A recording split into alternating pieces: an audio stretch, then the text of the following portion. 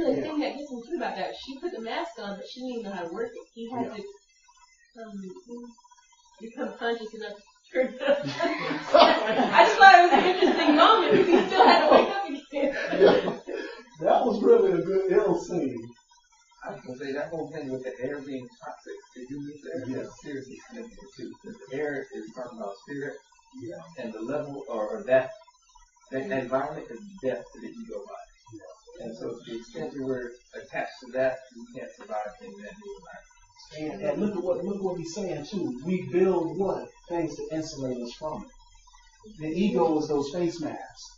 You see what I'm saying? The way our ego is our face mask now from the spiritual environment that we exist in. But with that thing that you saw, if she didn't come in there and see his base self, he would not have been able to be resurrected.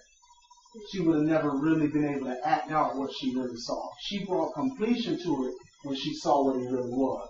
You could see a person, but when you really have to come and deal with, some of the things that's in between, that's where the Spirit of God actually is experienced. So that was the basically experience that's set for him to be able to make the transition to turn it into one.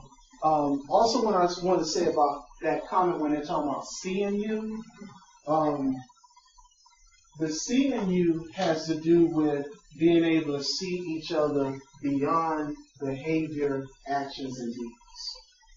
You see? Because when we look at each other, we base each other strictly on appearances and how we come off based on 5 senses. Yeah. That's the lowest and most unreliable way to regard one another. Because on any given day, each of us is the worst devil to every man on this planet. At any given moment.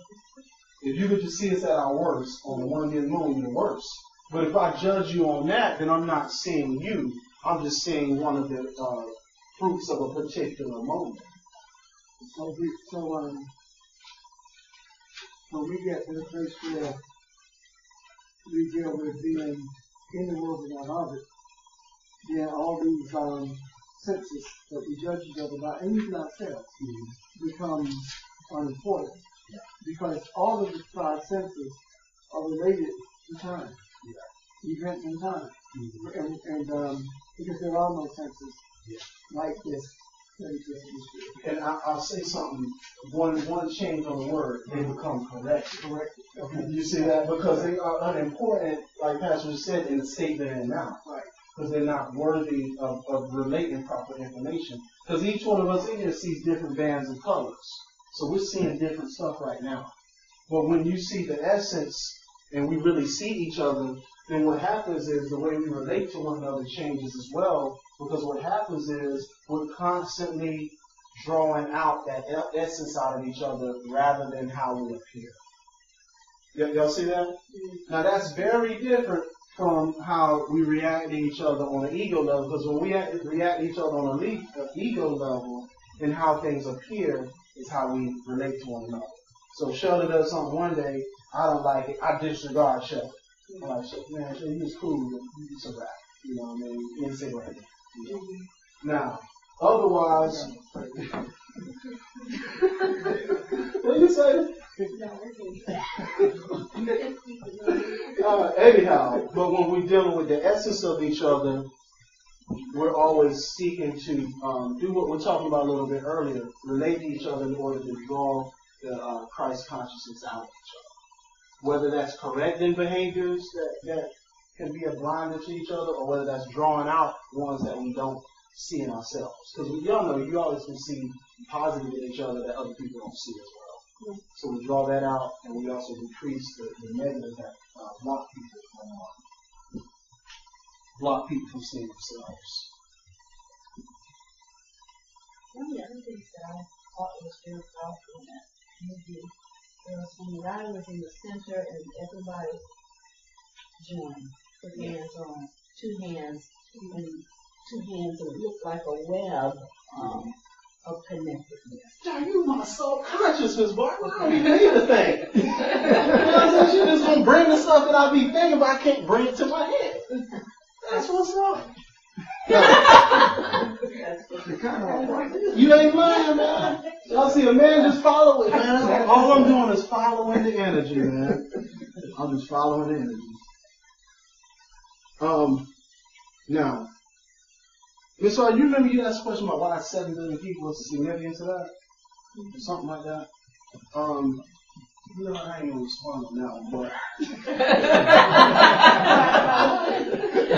I was gonna try that route, but then I was like, never mind. Alright, that web is important because it has to do with, yeah. Brian gonna be proud of me with this one, man. No, because they ain't written up, right?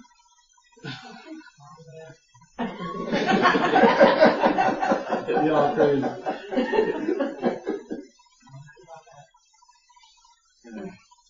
Alright. Now, one of the important things about that movie is this. How it relates to us here is this. What we do here is we actually are destroying leadership and how it's been perceived in the earth. You see? Now, if pastor's a leader here, or any of us facilitators, then what a leader does spiritually is this. They propel people into leadership of their own lives and not dependency on one figure. Because a pope drains that energy collectively. A spiritual leader redistributes it, right? Now, have any of y'all ever read about rain dances? Mm-hmm. Now, with the rain dances, they were never performed by one person. They were done by an entire village or entire community. Okay? Now, what happens while they were joining those hands is because they were recreating the image and likeness of the Creator on a village community level. Y'all see that? By connecting. And when they're connecting their hands and their bodies, and even the way they were moving, right? Y'all remember they were rocking like them? They were rocking. That's very significant, man, because movements are reflective of things going on in the spirit. They were rocking a certain way, and it was reflective of energy that they were generating with their intentions. Now, when they do rain dances, it's usually led by an individual, but each person connects a certain way in that community in order to harness the web and structural integrity of that energy. Do you see that? In order to affect this reality. So the reason I mention that is because of this. We talk about the moving into the Aquarian age, and we talk about 2012 as being an opportunity to gather the greatest amount of spiritual energy that we've had in 26,000 years, right? One of the major parts about how that has to be done is there have to be satellites. I've drawn this before. There have to be satellite dishes to collect this energy. Okay? Now this web is the dish of the satellite. Now these different points in between are us and the energy that flows between each of us individually. Okay? So now in the time that we're moving in, this energy cannot be captured by an individual. Not properly.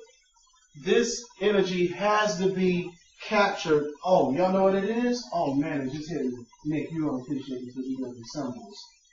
We are dream catchers. Y'all ever seen the dream catchers? That's what we are. I gotta draw another one, man. I got to draw. You know what I mean? Yeah. I got to draw this, man.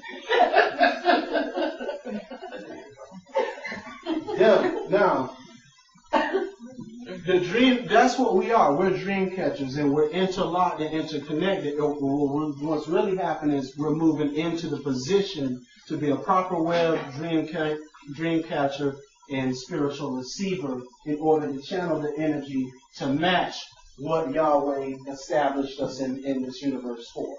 Does that make sense? So what you see right now going on as a depiction in Avatar is how that energy cannot be collected properly and harnessed by an individual. Instead, it has to be done by a collective consciousness of people understanding what our spiritual purpose is. You see that? And when you're able to do that, what happens is this. You can make the shift from this ego dream that we live in, that's limited by body, time and space, and transfer it to a reality of connecting in eternity.